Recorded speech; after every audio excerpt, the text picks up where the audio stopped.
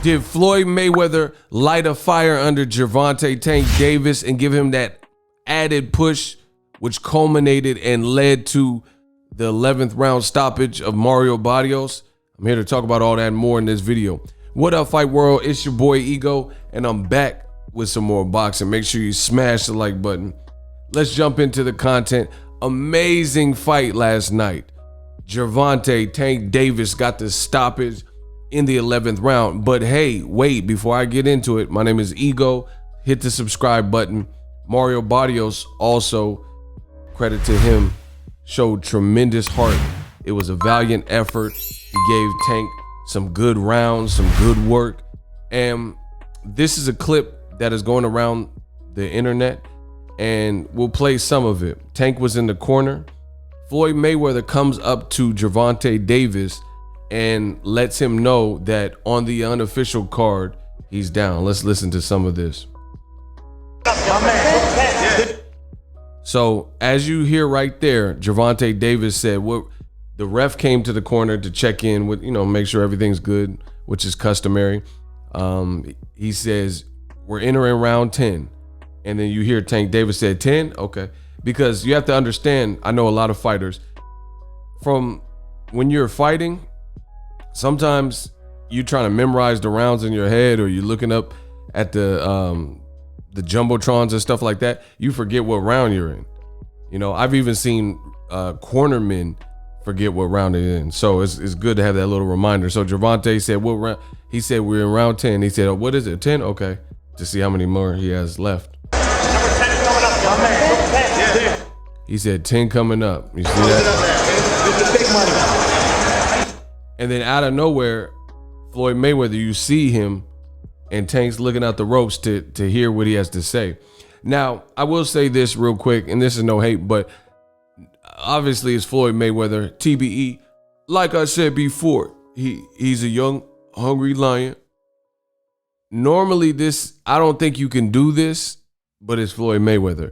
I don't think you could say and give cornering advice if you're not part of the unofficial, you know what I'm saying? If you're not a part of the official cornerman, like the chief second or the cornerman. But it's a Mayweather Promotions fight. It's a legend. I don't think anyone's going to tell Floyd otherwise. But Floyd, he lets his fighter know, and this was a pivotal moment. Going into round 10, he said, "Hey, I got you down on the unofficial scorecard." He says on the unofficial, hold on. He said on the unofficial, he's down. And you immediately see Gervonta Tank Davis, his facial expression is like, what? Like, I'm down. And it looks like he initially looked at that or heard that when Floyd Mayweather said that, and he didn't sound pleased that the judges would have him down. And listen what Gervonta said.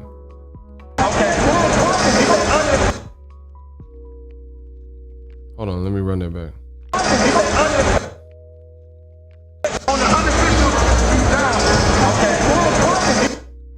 It sounds like I'm trying to read the words, but I can't see his mouth pause.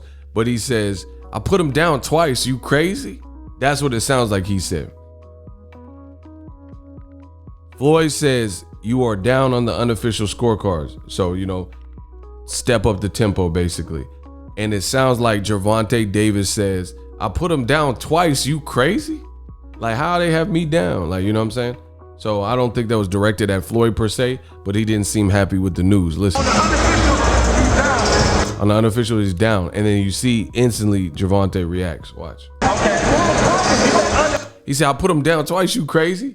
And if Floyd hears this, resistance or whatever, like, yo, because you only got a minute in the round, and he's just telling him, like, chill. I'm telling you what I know or what I've heard. Steve Farhood, unofficial score with Showtime, has you down some kind of way.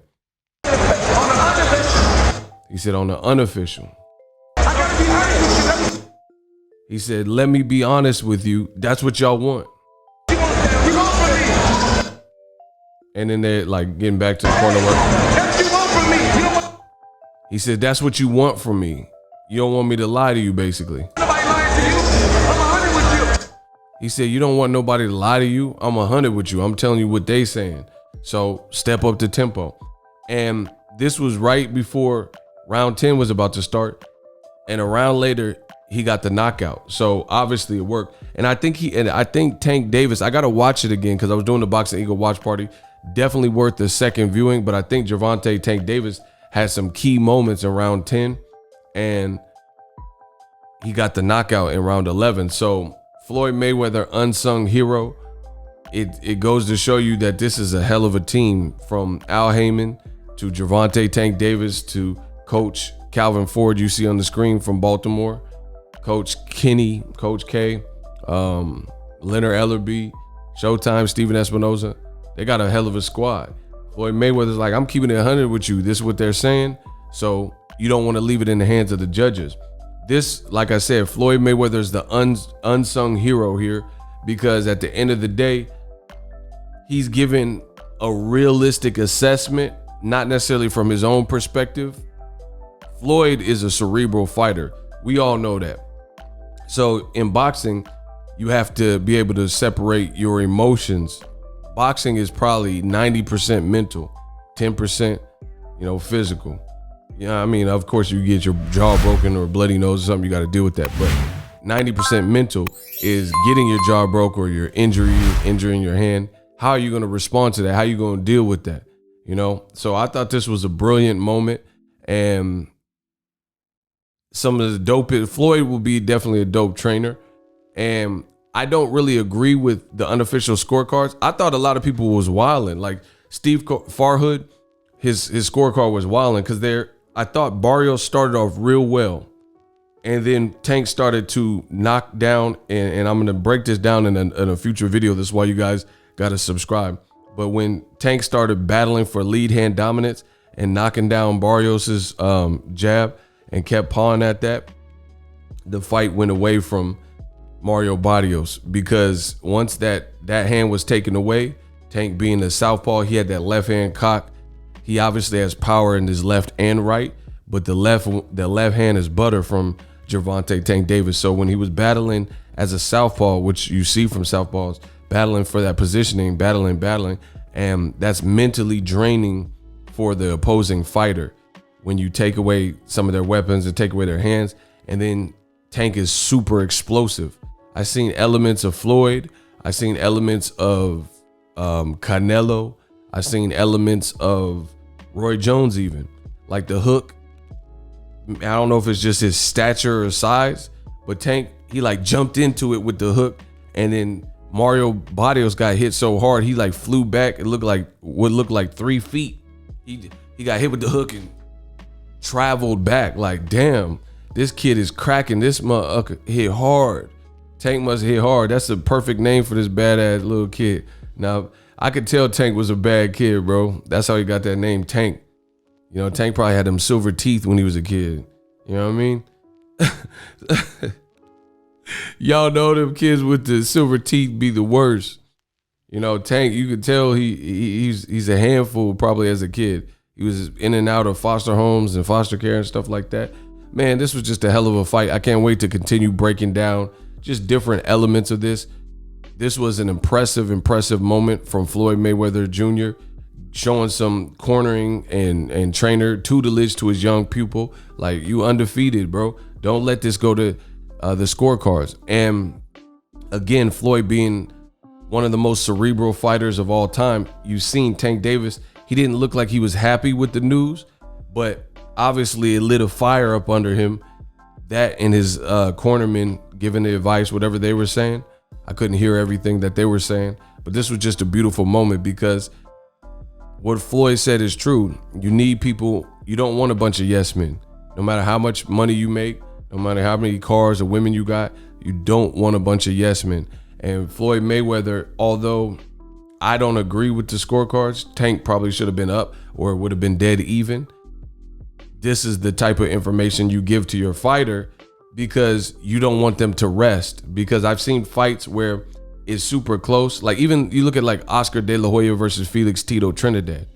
De La Hoya should have won that fight, but he lost the fight, and how he carried out the later rounds really made no sense. But I don't want to get too far into that fight, because You know, some of the newbie fans may not have seen that, but the way Oscar De La Hoya fought, sometimes you leave it up for interpretation. Another fight that comes to mind, Keith Thurman versus Danny Garcia. Keith Thurman came out explosive, hurt Danny Garcia within the first 2 rounds, but then he kind of got on his bike and wasn't engaging. He felt that Danny Garcia power, and you know, he kind of stopped engaging at some point. And again, when you do that, you never know how 3 judges that you don't know are going to score your fight. So this was good advice for Gervonta Tank Davis, whether I agree with it or not. I think the fight, Tank would probably have been, I stopped scoring, to be honest, but he probably would have been ahead, or it would have been pretty close to even. Like Tank said, he said, I put him down twice. You crazy? That's a 10-7 round. So anytime you have that 10-7 round, it don't matter how many rounds you lost, Tank was landing effective, impactful shots. People overly judge being economical and being voluminous and having a volume of punches. Listen, who cares if you throw 65 punches at a guy, land 50 of them, and then the other person throws 10, but he lands 6, and the 6 he lands almost knocks you out, and it puts you on busted legs. That's the beauty of this sport of boxing. Styles make fights. Canelo Alvarez, he's another one. That's why I said there's elements of what Tank did that do remind me of other fighters like Canelo Alvarez, another great fighter. Tank Davis, while he wasn't volume heavy in them early rounds, especially when he got aggressive, he started going crazy. But in them early rounds, he wasn't volume heavy, but his shots were still stinging and, you know, clipping and buzzing and more impactful. So you got to know how to score boxing. All in all, this was a brilliant showcase from Mayweather Promotions. Great coaching from Coach Kenny, Calvin Ford, and then sideline Mayweather. Great execution. And, you know, sometimes you need people to light that fire up under you. Don't leave boxing, especially when you're gifted like Tank and you're explosive, don't leave nothing for interpretation, because not even just the judges, you also get judged by your peers and you get judged by the fans. And we know how black fighters are frequently treated in the sport of boxing. So if this went to decision, you know how fans would say, oh, they would be like Mayweather Castillo. And you see a lot of fans clamoring for a rematch or saying Tank really lost, just like they did to Floyd Mayweather versus Maidana. But when you take that, and this could be the reason old media is in shambles, when you take that away by getting a knockout inside the distance, then that's all stripped away. All that's removed. It was a true knockout. The man was truly hurt. He really got knocked down 4 times, but they only gave him credit for 3. The 4th, the reason I'm saying 4th, the ropes kept Mario Barrios up right before it was stopped. So that should have been a knockdown. So, you know, that would have been 2 10-7 rounds and some other swing rounds. So, you know, who knows what would have happened in the rest of the 11th and the rest of the 12th if the fight would continue. But again, when you get that knockout, you strip all that away from the haters and the naysayers and the detractors. And by Floyd imposing and saying what he said, hey, I'm here to keep it 100 with you. Like I said before, Tank from Baltimore, he's a hell of a fighter.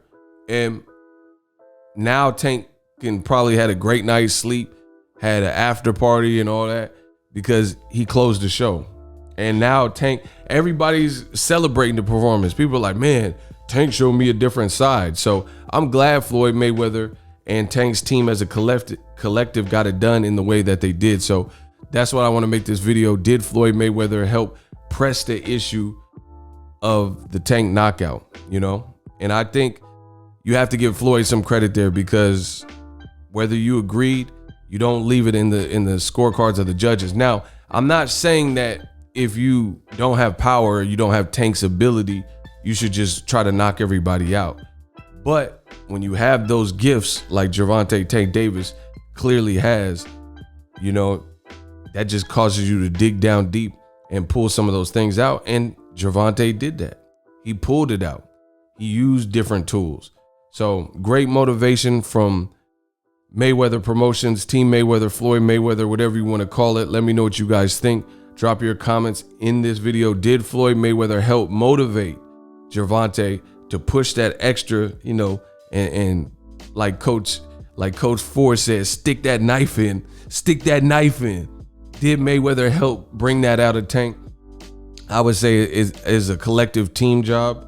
And this was a hell of a night. 16,000 plus people in attendance, beautiful crowd, beautiful fight. Mario Barrios, definitely bring him back. Showed an immense heart. He is truly a warrior. 2 warriors we seen last night, even in the co-feature.